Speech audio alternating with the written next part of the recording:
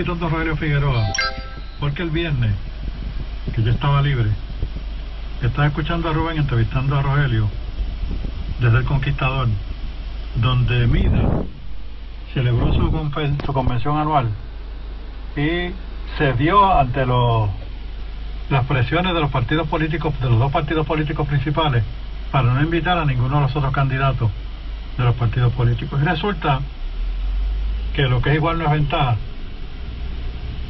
y que la verdad que está Pompejo se la dan aunque sea tarde. Mida cobardemente no invitó a Rogelio Figueroa a deponer en la convención, que yo, si hubiese sido Mida, yo le hubiese dicho a los dos partidos, pues no vengan y yo invito a los otros candidatos, pero se dieron a la presión. Rogelio Figueroa lo bloquearon en la convención de Mida, pues entonces estaba en WKQ por la mañana. No querían un palo por la cabeza y le dieron un palo por la espinilla. Buenas tardes, Rogelio. Muchas gracias, Veda. Buenas tardes. Me ha acompañado la doctora María Viniú, colaboradora de ustedes. Rogelio, yo te estoy invitando porque se escucha tan poca elocuencia y tan poca capacidad en los líderes políticos que quieren nuestro voto, que escucharon uno de los candidatos que tiene sustancia en el contenido, salvo los del PIB que tienen sustancia pero ya todo el mundo la conoce y ya no vale la pena escucharla. Pues yo escuché a Rogelio con una elocuencia tan importante que yo, aunque no va a repetir lo que dijo en la convención de Vida a través de WKQ, pues es posible que podamos hablar sobre eso, porque habló de todo en tan poco tiempo, que es lo que el pueblo quiere escuchar. ¿Qué pasa en Puerto Rico, Julio?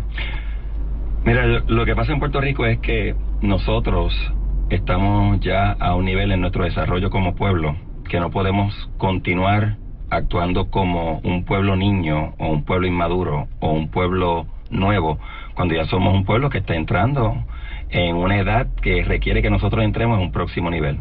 Debido a que nosotros no nos atrevemos a entrar a ese próximo nivel, tú lo que escuchas es un discurso que está dominado por el miedo, está dominado por el resentimiento y por las culpas.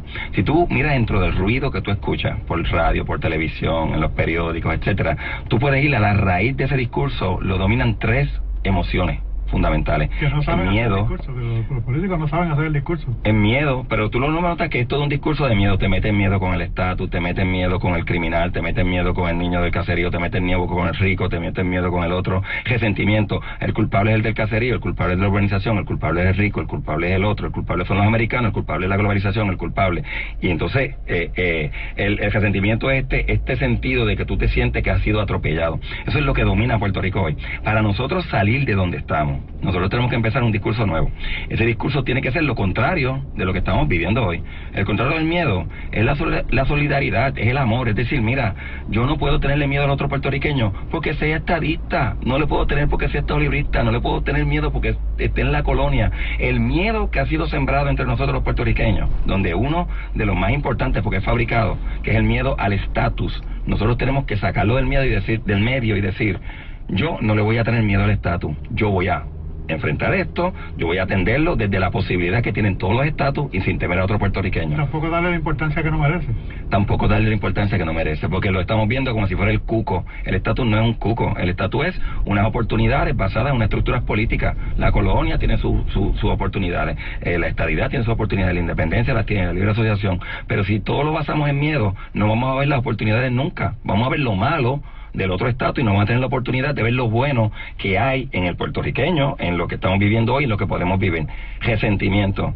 Mira, en Puerto Rico hay que entender que nosotros tenemos una historia donde al puertorriqueño se ha atropellado mucho. Se atropelló hace mucho tiempo porque era esclavo. Se decía, si tú eres negro o mulato, rápido te hacían esclavo y tuvimos varios hijos de esclavitud. Y aun cuando no somos esclavos hoy, todavía ese sentimiento, eso de que del que es más negro, del que es más mulato, es menos, que fue una justificación que se utilizó para la esclavitud, todavía prevalece y es algo que nosotros debemos dejar atrás. También el concepto del vago. El puertorriqueño es el vago. Pero tú no sabes que eso se usó contra el puertorriqueño blanco de la montaña para esclavizarlo también, que eran las leyes de la vagancia. Entonces se usa el concepto tenemos toda esta estructura política que dice que el puertorriqueño es vago, que el puertorriqueño es un mantenido, entonces todo eso es un discurso que crea un gran resentimiento. Pero el puertorriqueño es un mantenido porque ellos mismos lo han llevado a eso. Porque lo han obligado. Han obligado al puertorriqueño en la pobreza. Quiere haber convertido al puertorriqueño en un mantenido. Se llama la minería de la pobreza. Es obligar a la gente a ser pobre para que reciban fondos federales. De esa forma hay personas que se benefician como intermediarios, pero no cumples el propósito fundamental de los países, es que todo el mundo esté en igualdad. A no trabajar. Como persiste el racismo, como persiste el clasismo, como persisten los discrímenes, como persiste el sexismo, no hay un interés de que todos los puertorriqueños tengamos igualdad de oportunidades de ascender socialmente, que hagamos una clase media completa donde todo el mundo tengamos más o menos las mismas condiciones. Eso no existe en Puerto Rico al día de hoy. Lo que domina es el discrimen, lo que domina es la desigualdad, lo que domina son los prejuicios. Y este dolor que vive el pueblo, esta violencia que estamos viendo en todos sitios, lo que estamos viviendo que es una gran confusión, que lo que se habla no parece dar con la solución, se debe que estamos permitiendo que esos miedos, que esos resentimientos, que esas culpas sean lo que dominen. ¿Qué tenemos que hacer como pueblo?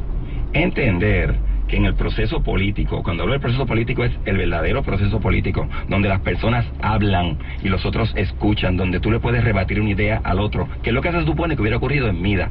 En Mida se supone que el proceso político puertorriqueño se hubiera dado en su máxima expresión, con todos los candidatos exponiendo sus ideas y sus propuestas. Esa es la democracia que tanto aplauden. Esa es la democracia. Pero ¿qué ocurrió con los partidos Popular y PIP, que fueron los que se opusieron más acérrimamente? No querían que los otros partidos nuevos expusiéramos nuestros puntos de vista. ¿Por qué? Popular y PIP se opusieron. Esos son los que se están oponiendo continuamente. Sí, yo tengo que hacer un paréntesis aquí porque esto es algo que molesta. El PIP dejó de ser el tercer partido hace tiempo en Puerto Rico.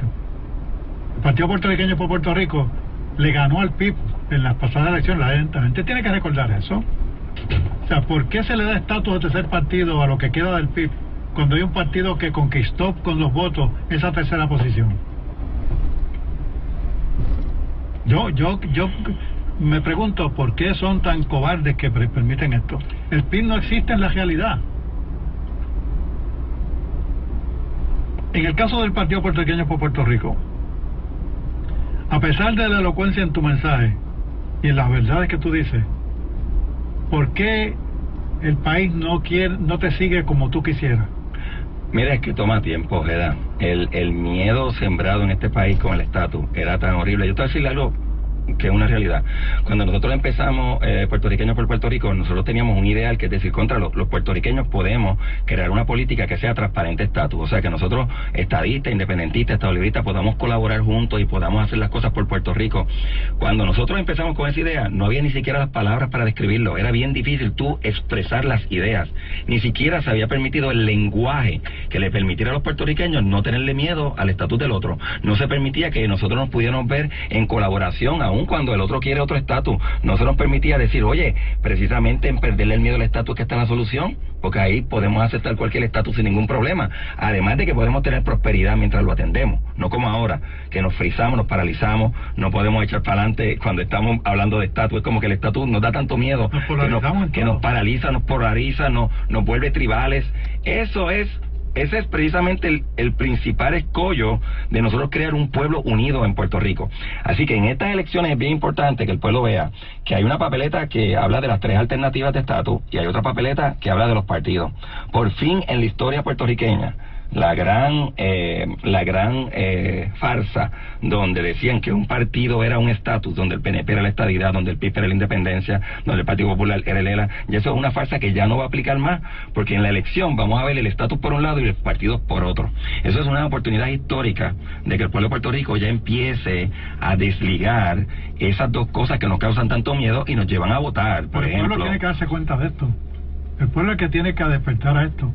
Darse cuenta que el estatus no es todo y que hay partidos que quieren administrar a Puerto Rico. Bueno, más aún, yo creo que no es todo y que no hay por qué tenerle miedo a hablarlo, a compartirlo, a expresarnos cómo sentimos cada cual, no dejarnos manipular por los tres partidos tradicionales. Los tres partidos tradicionales lo que hace es que siembran la violencia en el discurso de estatus, siembran la intolerancia en el discurso de estatus, siembran el miedo. Y si tú notas claro del sexo ahora que del estatus. Pero si tú notas las palabras que te dije, intolerancia, miedo, ira, etcétera. ¿Qué es lo que está ocurriendo en la calle que se está entrando la gente a tiro? Intolerancia, miedo, coraje, ira.